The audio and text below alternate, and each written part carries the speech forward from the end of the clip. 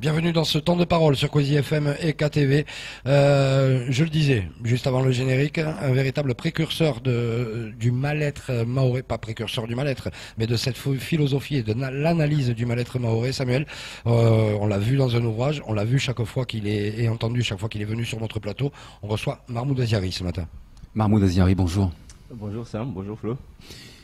Mahmoud, vous avez publié un livre, Mayotte en souffrance. Encore aujourd'hui, je vous cite et je reprends votre expression qui est parfaite pour décrire Mayotte.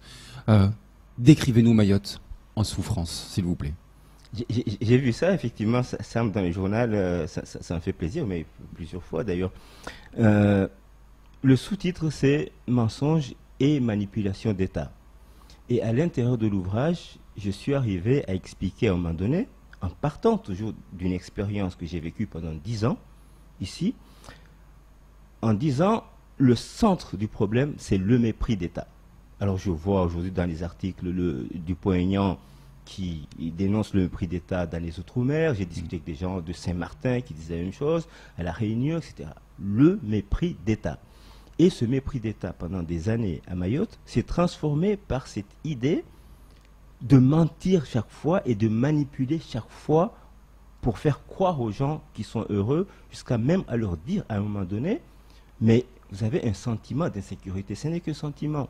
Donc on manipule, alors les chiffres, les données, on fait peur aux élus, des élus sont obligés d'être dociles, et on organise tout un système qui fait que même l'argent qui est censé être utilisé dans le développement de Mayotte, où il est dévoyé dans une production qui est manignée, on peut le dire, il suffit de regarder les routes dès qu'il pleut, etc., ou alors il n'est même pas utilisé. C'est le cas du contrat de projet, le premier 2013, et de ce contrat de projet-ci, qui n'est même pas utilisé, et des fonds européens, par ailleurs, dont l'autorité de gestion est curieusement l'État, le seul endroit de toute la France où l'État va gérer des fonds destinés au développement d'une île, d'un territoire, qui devait être département et région en même temps, et cette région aurait dû avoir cette gestion, etc.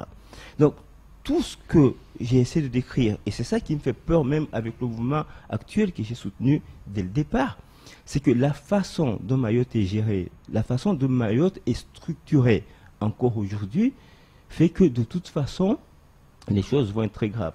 Hier, on annonce qu'il faut 1,8 milliard pour développer Mayotte. Pour sortir calcul de l'association des maires. L'association des maires. Et puis, on apprend que si on prend aussi tout le plan qui a été fait au niveau du département, on est à 4,2 milliards d'euros. OK. Mais il suffit de voir l'argent dont on dispose déjà dans le contrat de projet et dans les fonds européens. C'est pas utilisé. Donc, qui dit que quand on aura 4,2 milliards d'euros, ça va être utilisé? Donc, ce n'est pas une histoire d'argent. C'est la façon dont tout est structuré à Mayotte qui fait que Mayotte ne va pas. Donc, si nous ne résolvons pas d'abord ça, si nous ne résolvons pas l'idée que l'État envoie toujours un préfet qui est une sorte de gouverneur des colonies. Vous allez à La Réunion, département voisin, vous demandez à n'importe qui comment s'appelle le préfet, personne ne le sait. Parce que le préfet n'est qu'un technicien. À Mayotte, le préfet est toujours roi. Quand j'ai dit dans le livre Gouverneur des colonies, ça c'était Brault qui avait dit lui-même qu'en arrivant à Mayotte, lui-même avait senti ça, qu'il était accueilli ici comme un gouverneur. Il a dit de l'Afrique, je ne sais quoi, mais il voulait dire de l'Afrique coloniale. Ok. Donc un État gouverneur des colonies, un État qui fait peur aux élus, et les élus doivent lui être dociles, en particulier au préfet. Un État qui a des fonctionnaires qui sont en collusion avec les grands groupes qui ne regardent pas le développement de Mayotte à long terme, mais que des profits à très court terme, y compris pour faire des ouvrages qui ne tiennent pas la route et qui, au moindre coup de vent, au moindre coup de pluie, tombent, et ils refont en refacturant encore, et des élus qui, eux, n'ont pas de vision, utilisent l'élection comme une façon d'avoir une ascenseur sociale pour un mandat et qui disparaissent après de la circulation, on n'en entend plus parler. C'est vrai. Okay. Donc, cette structure, cette façon de faire est grave, et au-delà de cette façon de faire, c'est plus grave encore.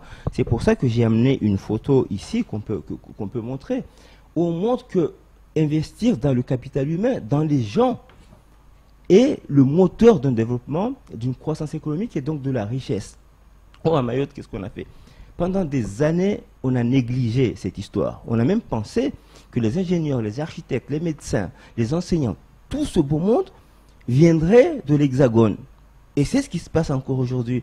Et dès qu'il y a le moindre problème d'insécurité, tout le monde se rend compte que ce sont des Français comme nous, mais ils peuvent partir quand ils veulent. La preuve, dès qu'il y a un peu de sécurité, plus de médecins, plus d'enseignants, plus d'ingénieurs, plus personne ne veut venir ici. Et on voit que depuis 76, depuis 40 ans, 42 ans maintenant, Mayotte n'a pas formé les gens qui, eux, doivent prendre à main la destinée de cette île. Et elle se trouve dépourvue. Mais pire, vous prenez quelqu'un comme moi, qui me suis débrouillé pour faire des études, pour avoir une expérience à l'extérieur, et qui suis venu ici pour ramener cette expérience-là et avoir une vision de ce que c'est. Que fait l'État? L'État dit aux élus, mais coupez-lui la tête. Mais coupez-lui la tête. Parce que certains qui veulent avoir l'argent de la structure qu'il a montée, qu'il a fait grandir, ne veulent pas de cette philosophie de quelqu'un qui veut avoir une vision pour Mayotte. Pour rappel, pour les gens qui seraient un peu nouveaux sur l'île, vous êtes un cadre international, vous êtes mahorais, vous êtes revenu à Mayotte pour relancer la CIM qui a aménagé tout Mayotte pendant votre gouvernance. Vous avez été dégagé par la préfecture et par l'État. Par l'État. Tout simplement. Donc hier, par les élus. Et par les élus de Mayotte. Donc, vous voyez, donc, nous avons négligé la formation des Mahorais pour qu'ils prennent à main Mayotte. Mais quand quelqu'un s'est formé tout seul, parce que Mayotte ne m'a jamais aidé dans ma formation, dans mes études, et dit, moi je vais dans mon pays, là où je suis né, sur mon île natale, je fais des choses, on me coupe la tête, et pire, la plupart des cadres qu'on voit ici m'envoient des textos, des emails, des messages sur Messenger en me disant, chaque fois que je dis un truc, on me fait la menace suivante, tu veux finir comme Mahmoud Aziari? Tu veux finir comme... Et c'est devenu je l'ai beaucoup entendu. Hein. Je l'ai beaucoup entendu, en effet, cette expression. Vous l'avez entendu. Donc, comment voulez-vous que nous pensions à développer un pays? Donc, certains, effectivement, ont dit, oui, mais tous les problèmes de Mayotte, finalement, ce n'est que l'immigration clandestine. Non. Il y a l'immigration clandestine. Mais l'immigration clandestine elle-même est une violence. Les conditions de vie de ces personnes clandestines, leurs conditions de vie elles-mêmes sont une violence. Ces gens vivent cette violence et qu'est-ce qu'ils font? Ils restituent une partie de la violence qu'ils vivent sur nous, sur la population mahoraise. Mais ça, c'est le fruit d'une politique, d'une erreur de la France dans toute la région de l'océan Indien et des Grands Lacs. C'est de la période de la France-Afrique, avec ses mercenaires, ses gendarmes de l'Afrique, etc. Les États-Unis ont fait ces bêtises en Asie du Sud-Est, ils l'ont corrigé. Les États-Unis ont fait ces bêtises en Amérique latine, en ayant soutenu pendant des années des Pinochet, des dictatures en Amérique latine, au Nicaragua, etc. Ils l'ont corrigé. Les Anglais ont eu des gens, des Idi Amin Dada, en Ouganda, etc. Ils ont corrigé et tous les pays anglophones d'Afrique s'en sortent aujourd'hui. La France est en retard complètement sur une vision globale des régions où elle est. Nous, Mayotte, décolonisation s'apparente à décroissance programmée, j'ai l'impression. Exactement. Pour moi, ici, on a programmé le sous-développement. Le sous-développement, il est chronique, mais il est programmé. J'ai dirigé la CIM pendant 10 ans avec une ambition folle. Je peux vous assurer, j'étais dans la recherche sur le développement. Je connais à peu près tous les mécanismes qui ont conduit des pays comme Maurice, le Rwanda, la Corée du Sud, tous ces pays à se développer, y compris le Brésil. Au moment où je discute avec un fonctionnaire, que je lui fais part d'une ambition, une façon de voir Mayotte, il me dit je suis un mégalomane, il me prend pour un ennemi et il me fait la guerre. Quand j'ai commencé à parler de la ZAC de Soleil Levant à Maha, j'étais en guerre avec le directeur de l'équipement de l'époque. Quand j'ai commencé à avoir une idée sur le front de mer de Mamoudzou, qui est pour moi une des idées les plus brillantes, à l'époque on a des plans partout sur l'économie bleue ou la croissance bleue basée sur les lagons, les mers, les océans, les espaces fluviaux, etc. On m'a pris complètement pour un fou, on m'a dit mais dégage, ce qu'on veut c'est des logements sociaux. On m'a même parlé de logements sociaux low cost. En réalité, pour gérer seulement la pauvreté à Mayotte et le fait que Mayotte doit être un quart-monde. Voilà ce qui se passe. Alors, je voulais rajouter une chose. On nous publie des choses ici sur le PIB par habitant. Et on nous dit chaque fois, mais vous voyez, à Mayotte, mais vous êtes mieux que les Comores. Même votre PIB, il est plus fort que celui de l'Afrique du Sud, que celui de Maurice. Mais c'est pas vrai. Parce que le PIB, d'abord, ce n'est quelque chose de nominal. Quand on regarde d'où il vient, on voit qu'il vient beaucoup des transferts de l'État. L'argent qui vient de l'État vers ici, on sait par où ça passe. Ça passe parce que j'ai appelé dans une chronique économique une machine à privatiser l'argent public. Donc, dans sa redistribution, il ne va pas beaucoup dans les poches des Mahorais.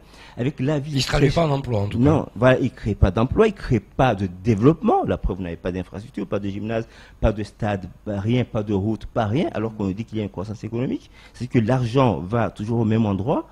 Et de surcroît, les niveaux de prix qui sont élevés, ça, vous avez publié un truc sur le revenu européen, sur l'étude d'Eurostat. Tout à fait. Il y a des standards de pouvoir d'achat. Mais les standards de pouvoir d'achat qui sont donnés, c'est entre les pays de l'Europe et Mayotte compte dans la France. Mais entre Mayotte et la France, le niveau de prix est parfois de 1 à 3. Donc si nous prenons déjà notre PIB nominal, il faut déjà le diviser par 3 pour avoir ce qu'on appelle un PIB réel ramené à un pouvoir d'achat. Et en plus de ça, si nous prenons le fait qu'on nous dit que vous êtes 265 000 habitants et un PIB, pour l'avoir par tête, il faut diviser par le nombre d'habitants. Mais si en réalité on était vraiment ce qu'on dit 400 000, alors il ne faut plus diviser par 265 000, mais il faut diviser par 400 000. Donc, il faut diviser déjà par 3 et puis diviser par 2. Donc notre PIB en réalité, il faut diviser par 6 pour avoir la réalité d'une pauvreté qui est bien plus grave que les 84% dont on parle. Voilà un tableau global de ce qu'est Mayotte aujourd'hui, et nous sommes très loin. L'insécurité n'est que la résultante de toutes ces erreurs qui sont commises encore aujourd'hui. Il nous reste 3 minutes, Mahmoud Azhari. Oui. On vous écouterait des heures. Hein. Oui, mais moi je bois vos paroles. Mais je reviens à la genèse. Mayotte en souffrance. C'est quoi la solution aujourd'hui? On est en pleine crise. On est sur la 3e grève, la 3e semaine de grève générale. Aujourd'hui, il va y avoir un nouveau rassemblement île morte. Vous y participerez, j'en suis certain, comme à toutes les opérations. C'est quoi la solution pour Mayotte? Avec un point important, Samuel, si je peux juste rajouter à la question de Samuel, c'est que les élus sont solidaires ce coup-ci. Oui. Alors, les élus viennent à la manif. Solidaires. Les mairies sont fermées, le conseil départemental ça c'est bien, mais il faut que ça soit long terme et qu'il y ait un changement de mentalité chez les élus. Je ne peux pas le mesurer parce qu'aujourd'hui, il n'y a pratiquement aucun élu avec qui je parle. En réalité, tout le monde m'évite, je ne sais pas pourquoi. Mais en gros, d'abord, il y a une question d'urgence. C'est bien la question de l'insécurité. Bien sûr. Et l'État sait faire ça. La preuve, quand on a annoncé hier qu'on veut aller à l'aéroport, là, déploiement de gros moyens. Donc, ils sont capables de déployer des moyens pour sécuriser au moins le système éducatif, les transports urbains, les transports jusqu'aux écoles, les environs des écoles. Ils sont capables de faire ça. Ça, c'est très facile pour un État comme la France de le faire si cet État le veut. Donc, il y a des solutions d'urgence à mettre en place aujourd'hui contre l'insécurité. Mais à long terme, il faut penser à développer Mayotte. Et pour développer Mayotte correctement, il faut arrêter le système actuel de la France-Afrique, d'une sorte d'une continuation de leur colonisation, et commencer par faire des choses simples, par exemple.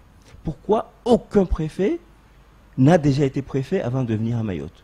Y compris Simon Morsi, parce que quand on parle de Simon Morsi, il avait un grade de préfet, mais il n'était pas préfet de département ou de région, il était préfet délégué à une fonction particulière. Ministre de la ville. Il n'y a jamais eu de préfet à Mayotte qui ait déjà été préfet, qui ait eu de la bouteille.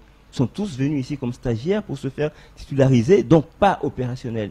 Les directeurs de l'équipement devenus DL, pareil. Beaucoup de services ici, y compris les finances publiques, tous les gens qu'on envoie à Mayotte, on les envoie ici à leur premier poste.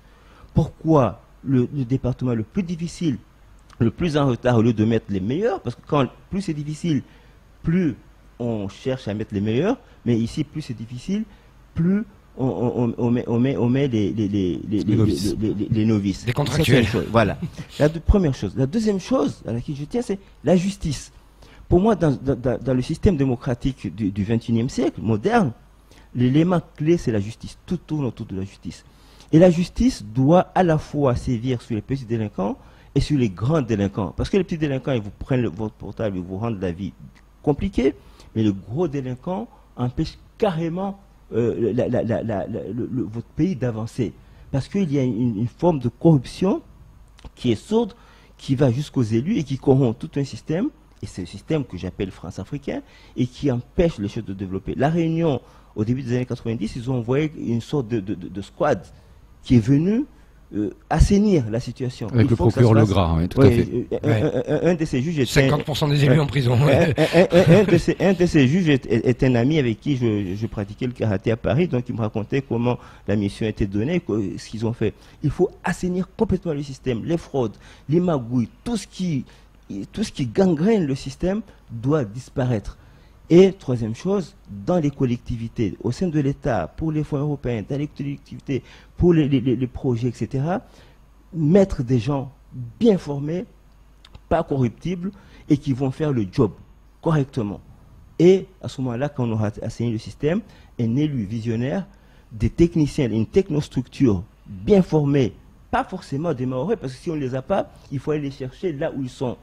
Et puis là, à venir travailler maintenant sur ces projets-là avec des groupes au niveau international, comme la nouvelle route du littoral, etc., capables de faire le job, mais de grands techniciens, de grosses compagnies qui arrivent pour développer Mayotte, avec comme base ici une technostructure bien formée en place et des élus qui ont une vision, mais l'État doit d'abord veiller à ce que sa représentation à Mayotte ne soit pas gangrénée et que la justice fasse correctement le job pour punir ceux qui font défaut pour que le système soit à la fois harmonieux.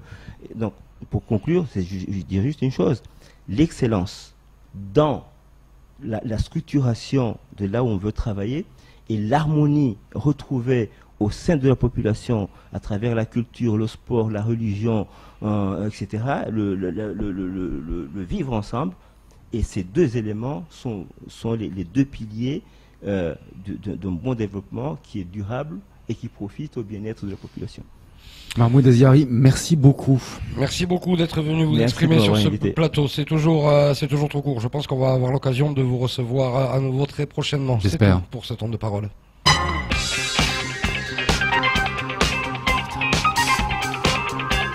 Ah oui, c'est génial.